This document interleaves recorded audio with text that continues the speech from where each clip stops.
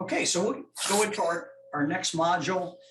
Um, just a little backdrop, folks, for this module. This group of instructors, myself, a few others, have met at least for an hour, sometimes 3 hours, every Thursday morning at 8:30.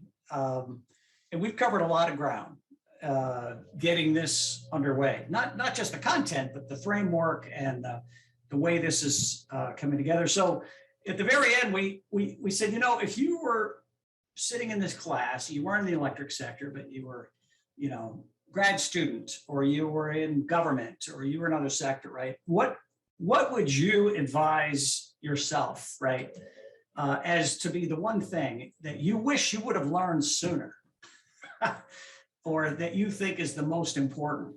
And so we're going to hear a few minutes from each of our instructors on topics that to them really was a big takeaway. So Jim Nowak, we'll start first with you with have an ops plan. Thanks, Tom. And I think you're going from the youngest to the oldest. I appreciate that. Thank you. With that said, all the ones you will hear and see on here are all great. And really having an operations plan, because most of my career was operational, having that plan and understanding what it entailed, if you could take that away, something to remember is, plans are big. And we got the communication plan next, but the operations plan, it's kind of like going into a war. You got to have a plan. It may not be what you stick with. They call it the fog of war. Once the battle starts, you don't know if you're winning or losing, but you had a plan and you were running through it.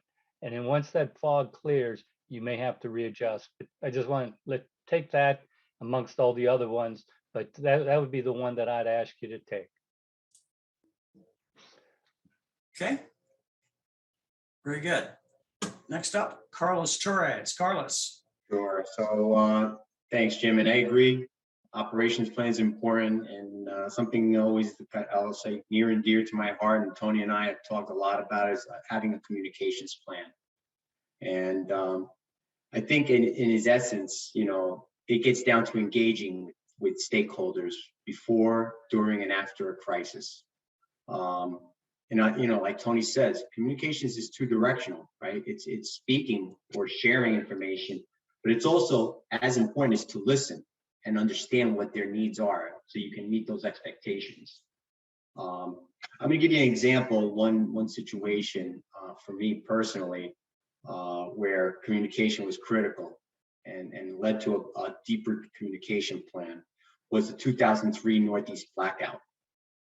And in that sense, communications was of the utmost importance, right? And I was a project manager in the emergency preparedness group at the time.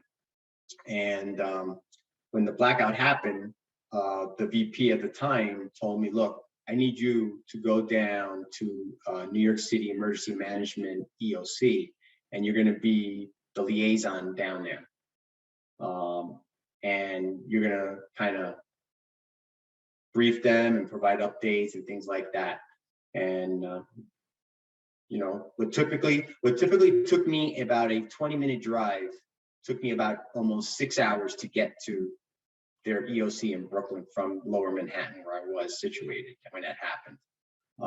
But I got there safely. And first thing was I got bombarded with people, including the mayor who was there, to get updates on the restoration. And even before getting updates on the restoration, explain to them what the restoration process was, because they had no idea.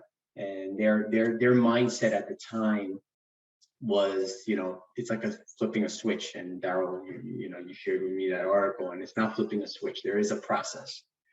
So I on the fly, and I'm telling you, I had lines of people just at my station in the EOC to provide them updates. They actually put police officers next to me to protect me because there was just such a line of people asking for information. So I had to start off by explaining the whole system restoration process, from how it works. And you lose power, you got to bring power from